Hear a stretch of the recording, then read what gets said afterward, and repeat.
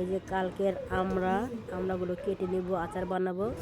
আসসালামু আলাইকুম ভাইয়া আপুরা, আপনারা কেমন আছেন? আশা করি ভালো আছেন। আমি আল্লাহর মধ্যে ভালো আছি। তো আজকে আসলাম প্রতিদিনের মতো আরেকটা ভিডিও নিয়ে।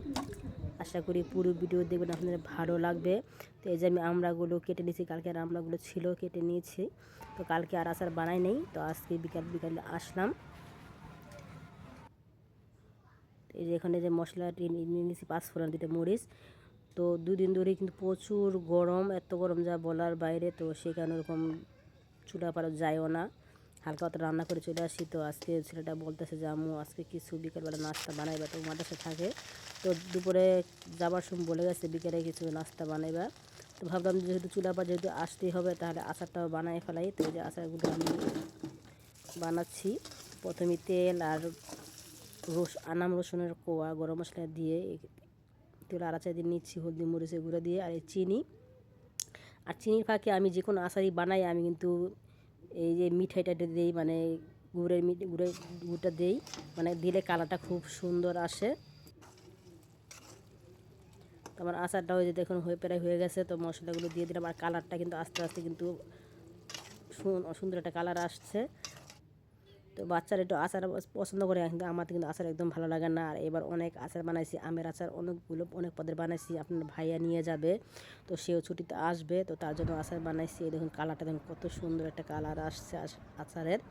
তো এখন বানাবো ছেলের জন্য বিকালের নাস্তা। তো নাস্তা মানে সিঙ্গারা বানাবো। তো আমি কখনো বানাই, এই প্রথম সিঙ্গারা বানাবো। জানি না কীরকম হবে, কোনো ভুল হলে আপনারা অবশ্যই ক্ষমা দৃষ্টিতে দেখবেন, কারণ প্রথম যেহেতু বানাচ্ছি, আর কখনো বানাই নেই। আর একটা সবথেকে মেন সমস্যা কি, আমি শুরু থেকেই বলেছি আমি আল্লাহর রহমতে সব কাজ পারি আর সব পিঠা বানাতে পারি, কিন্তু রুটিটা আমি গোল করতে পারি না। আমার এটাই প্রবলেম। আমি অনেক চেষ্টা করি, কিন্তু রুটিটা আমি একদমই গোল করতে পারি না। তো যে প্রথমে আমি এই যে সিঙ্গারার যে ভিতরে যে এটা পোরটা থাকবে, তো সেটা তৈরি করে নিচ্ছি। আর এই পোরটা তৈরি করতে কিন্তু অনেক কিছু অনেক সবজি টবজি দেয়, কিন্তু আমার ছেলে তো আলু ছাড়া কিছু খায় না। এই পেজগুলো সব বেছে বেছে ফালাই দিবে, মোচটা সব ফালাই দিবে, শুধু আলুগুলো বেছে বেছে খাবে। তো শুধু আলুই দিছি, আর কোনো কিছু দেয়নি। তারপরে অনেক দোষ ধরে, বলে পেজ দিচ্ছে মরিচ দিচ্ছে, মানে অনেক দোষ ধরবে।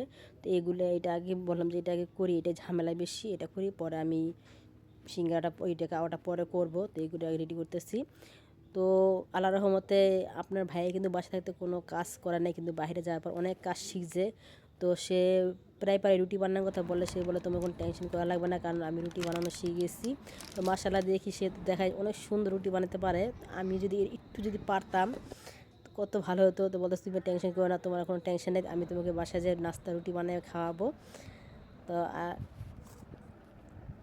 তো আপনারা দোয়া করবেন আপনার ভাইয়া যেন খুব শীঘ্রই আসে, কারণ সে আসার প্রস্তুতি নিচ্ছে, খুব শীঘ্রই আসবে।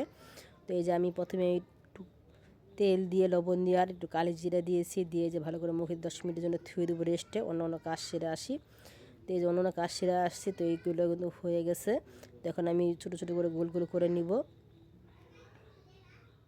আর এই প্রথম বানাইছি, যাই না কীরকম বছর সুন্দর হয় না, মাঝখানে কারেন্ট গিয়েছিলো, তো সেই কারণে আপনাদের দেখাতে পারি নাই।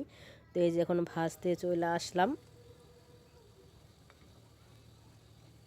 তো যা বানাইছি মাশাআল্লাহ বানাইছি, প্রথম বানাইছি, যেহেতু রুটি সুন্দর হলে কিন্তু সবই সুন্দর হয়। আমার রুটি সুন্দর হয় না, তেমন জিনিসটা সুন্দর হয় নাই।